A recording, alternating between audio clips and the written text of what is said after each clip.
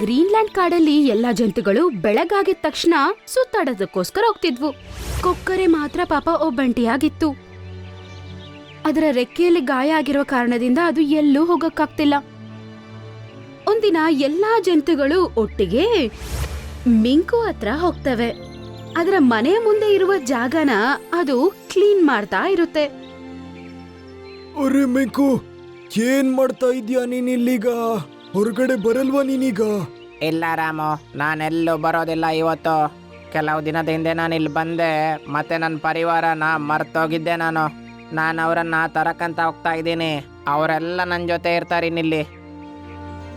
ಅದಕ್ಕೆ ಅವ್ರು ಬರೋದಕ್ಕಿಂತ ಮುಂಚೆನೆ ತಿನ್ನಕ್ಕೇನಾದರೂ ರೆಡಿ ಮಾಡಬೇಕಲ್ವಾ? ನೀನು ಅದಕ್ಕೆ ಇಲ್ಲಿ ಕ್ಲೀನ್ ಮಾಡ್ತಾ ಇದ್ದೀಯಾ? ಹಾಂ, ನಾನಿಲ್ಲಿ ಕ್ಲೀನ್ ಮಾಡಿ ಕ್ಯಾರೆಟ್ ಬೆಳೆಸ್ತೀನಿ. ನಾನು ಈಗ ಹೀಗೆ ಮಾಡಿದ್ರೆ ನನಗೆ ಮತ್ತು ನನ್ನ ಪರಿವಾರಕ್ಕೆ ಮುಂದೆ ಆಹಾರದ ಸಮಸ್ಯೆ ಇರಲ್ಲ. ಇದು ಒಳ್ಳೆ ವಿಷಯ. ಈಗ ನೀವು ಹೋಗ್ಬಿಡಿ, ಮತ್ತೆ ಸ್ವಲ್ಪ ದಿನ ಬಿಟ್ಟು ನಾನು ಬರ್ತೀನಿ ನಿಮಗೆ. ನಿನ್ನ ಕಂಪನಿಗೆ ಯಾರಾದ್ರೂ ಇಲ್ಲಿ ಇರ್ಬೇಕಲ್ವಾ? ಹಂಗಂತ ಹೇಳಿ ರಾಮು ಕೊಕ್ಕರೆ ಹತ್ರ ಹೇಳುತ್ತೆ. ಕೊಕ್ಕರೆ, ನೀನ್ ಮಿಂಕು ಹತ್ರ ಮಾತಾಡ್ತಾ ಇರು. ಇವನಿಗಾಗ ಬೋರು ಆಗಲ್ಲ, ಮತ್ತೆ ಸೇಫ್ ಇರ್ತಾನೆ. ಹಂಗಂತೇಳಿ ಎಲ್ಲಾರು ಅಲ್ಲಿಂದ ಹೋಗ್ಬಿಡ್ತಾರೆ. ಮಿಂಕು ಮೊಳ ಕೊಕ್ಕರೆ ಹತ್ರ ಮಾತುಗಳನ್ನ ಹಾಡ್ತಾ ಜಮೀನ ಕ್ಲೀನ್ ಮಾಡ್ತಾ ಇರುತ್ತೆ. ಅದ್ರಿಂದ ಅವರಿಬ್ಬರಿಗೂ ಸ್ವಲ್ಪನೂ ಬೋರ್ ಅನ್ಸ್ಲೇ ಇಲ್ಲ. ಕ್ಲೀನ್ ಮಾಡ್ಬೇಕಾಗಿರುವ ಎಲ್ಲಾ ಕೆಲ್ಸಾನು ಮಾಡ್ಬಿಡ್ತಾರೆ. ಮತ್ತೆ ಬೀಜ ಹಾಕ್ತಾ ಹಾಕ್ತಾ ಸಾಯಂಕಾಲ ಆಗ್ಬಿಡುತ್ತೆ. ಕೊಕ್ಕರೆ ಅಣ್ಣ, ನಾನಿಲ್ಲಿ ಬೀಜ ಅಂತೂ ಹಾಕಾಗಿದೆ, ಆದರೆ ನಂಗೆ ಇವತ್ತೇ ಸಂಜೆ ಹೋಗಬೇಕು. ಹಾಗಾಗಿ ದಯವಿಟ್ಟು ಇದನ್ನೆಲ್ಲ ನೋಡ್ತೀಯಾ? ನಾನು ಏನು ಮಾಡೋದು ಅಂತಾನೆ ಗೊತ್ತಾಗ್ತಿರ್ಲಿಲ್ಲ ನನಗೆ. ನನಗಂತೂ ಬೇರೆ ಕೆಲಸ ಇಲ್ಲ ಮಿಂಕು, ನಾನಿದನ್ನು ಮಾಡ್ತೀನಿ ಬಿಡು. ನೀನು ಟೆನ್ಷನ್ ಮಾಡ್ದೇನೆ ಆರಾಮಾಗಿ ಹೋಗಿ ಬಾ. ತುಂಬ ಧನ್ಯವಾದ ಕೊಕ್ಕರೆ ಅಣ್ಣ. ಹಂಗಂತೇಳಿ ಮಿಂಕು ಮೊಳ ಅಲ್ಲಿಂದ ಆವಾಗ್ಲೇ ಹೊಟ್ಟೋಗ್ಬಿಡುತ್ತೆ. ಎಲ್ಲರೂ ಕುತ್ಕೊಂಡು ಹೊಲದ ಕಾವಲು ಕಾಯ್ತಾ ಇರ್ತಾರೆ. ಆಗ ಸಡನ್ ಆಗಿ ಭೂಮಿ ಅದುರುತ್ತಾ ಇರುವ ಶಬ್ದ ಕೇಳಿಸುತ್ತೆ. ಆಗ ನೋಡಿದ್ರೆ ಅವ್ರ ಮುಂದೆ ಆನೆಗಳು ಓಡೋಡ್ತಾ ಬರ್ತಿರುತ್ತೆ. ನಿಲ್ಲಿ, ಇಲ್ಲಿಗೆ ಬರಬೇಡಿ ನೀವು ದಯವಿಟ್ಟು.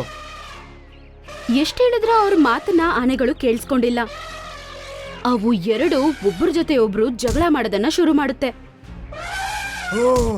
ತಕೋ ನೀನು. ಅವರಿಬ್ರು ಯಾರ ಮಾತು ಕೇಳ್ದೆ ಜಗಳ ಮಾಡ್ಕೊಂಡು ಅಲ್ಲಿಂದ ಓಡೋಗ್ತವೆ. ಮತ್ತೆ ಕೊಕ್ಕರೆ ನೋಡುತ್ತೆ, ಅವ್ರು ಹಾಕಿರುವ ಎಲ್ಲಾ ಬೀಜಗಳು ಮೇಲೆ ಬಂದ್ಬಿಟ್ಟಿರುತ್ತೆ. ಬೆಳೆ ಬೆಳೆಕ್ಕಿಂತ ಮುಂಚೆನೆ ಹಾಳಾಗಿರುತ್ತೆ. ಅರೆ, ಇದು ತುಂಬ ಹಾಳಾಗಿದೆ. ಪಾಪ ರಿಂಕು ಅಷ್ಟು ಕಷ್ಟಪಟ್ಟಿದ್ದ, ಮತ್ತೆ ನನಗೆ ಇದನ್ನು ನೋಡ್ಕೊಳಕ್ ಬಿಟ್ಟೋಗಿದ್ದ. ಮತ್ತು ಅವನಿಂದೆ ಬಂದರೆ ನಾನು ಏನು ಮುಖ ತೋರಿಸ್ಲಿ ಅವನಿಗೆ? ಕೊಕ್ಕರೆ ಗಮನಿಸುತ್ತೆ, ಒಂದು ಪಕ್ಷಿ ಮರದ ಮೇಲೆ ಕುತ್ಕೊಂಡು ನಡೀತಿರುವುದನ್ನೆಲ್ಲ ನೋಡ್ತಿರುತ್ತೆ. ಸ್ವಲ್ಪತ್ತಾದ್ಮೇಲೆ ಎಲ್ಲಾ ಜಂತುಗಳು ಬರ್ತವೆ. ಅವುಗಳು ಭೂಮಿ ಹಾಳಾಗಿರೋದನ್ನ ನೋಡುತ್ತೆ.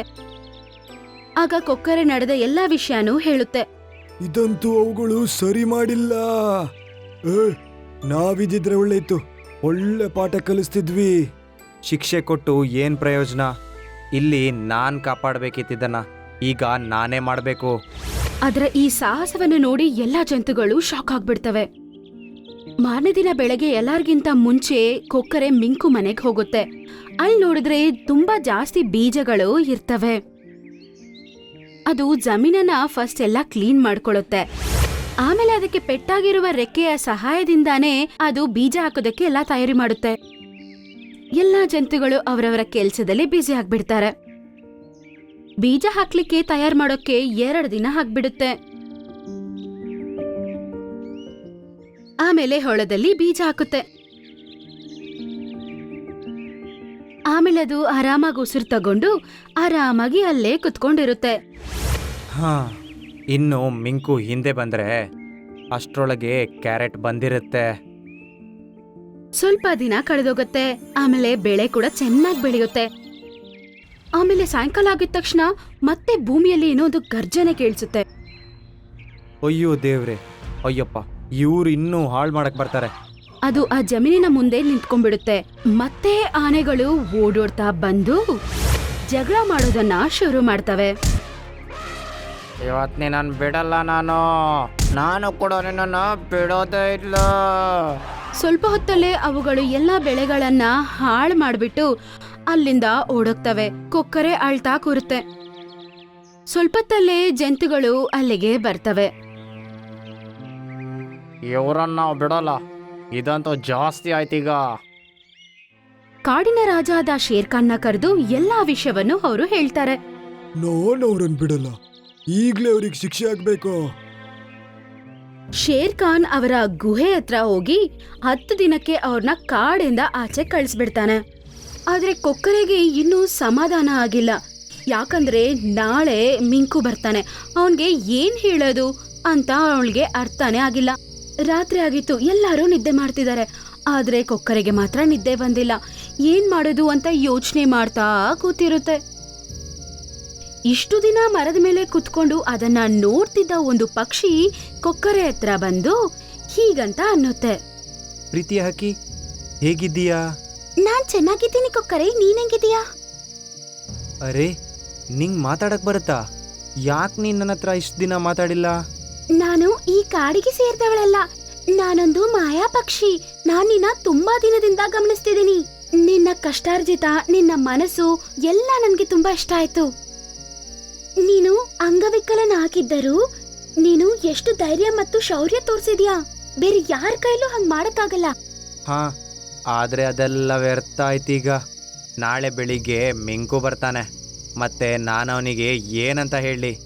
ನಿನ್ಗೆ ಸರಿಯಾಗಿ ಕೇಳಿಸಿಲ್ಲ ಅನ್ಸತ್ತೆ, ನಾನೊಂದು ಮಾಯಾ ಪಕ್ಷಿ. ಹಂಗಂತೇಳಿ ಆ ಪಕ್ಷಿ ಆ ತೋಟವನ್ನು ಸುತ್ತಾಡಿ ಬರುತ್ತೆ. 3 ರೌಂಡ್ ಹೊಡೆದಿದ ತಕ್ಷಣ ಒಂದು ಚಮತ್ಕಾರ ನಡೆಯುತ್ತೆ. ಈ ತರ ಒಂದಾಗುತ್ತೆ ಅಂತ ಕೊಕ್ಕರೆಗೆ ಕಲ್ಪನೆಯೂ ಇಲ್ಲ.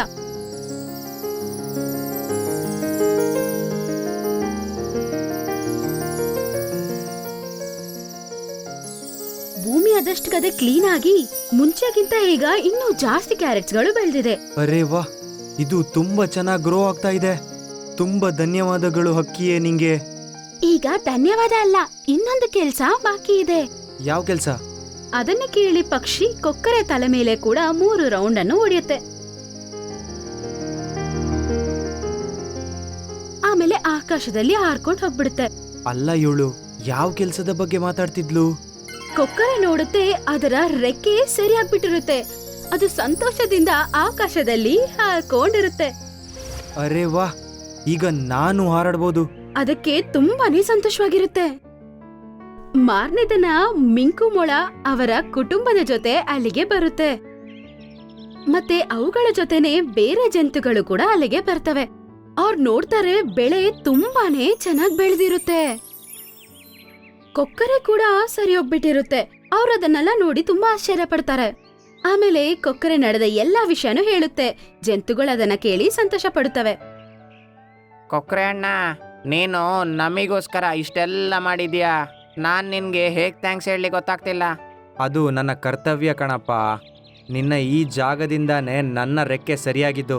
ಈಗ ನಾನು ಹಾರ್ಬೋದು. ಹಂಗಂತೇಳಿ ಸಂತೋಷದಲ್ಲಿ ರೆಕ್ಕೆಯನ್ನು ಅಲ್ಲಾಡಿಸುತ್ತೆ. ಅದನ್ನು ನೋಡಿ ಬೇರೆ ಪಕ್ಷಿಗಳು ಕೂಡ ತುಂಬಾನೇ ಸಂತೋಷ ಪಡುತ್ತವೆ. ಬೇರೆಯವರಿಗೆ ಒಳ್ಳೆದನ್ನ ಬಯಸುವವರಿಗೆ ಯಾವಾಗ್ಲೂ ಒಳ್ಳೆದೇ ಆಗುತ್ತೆ.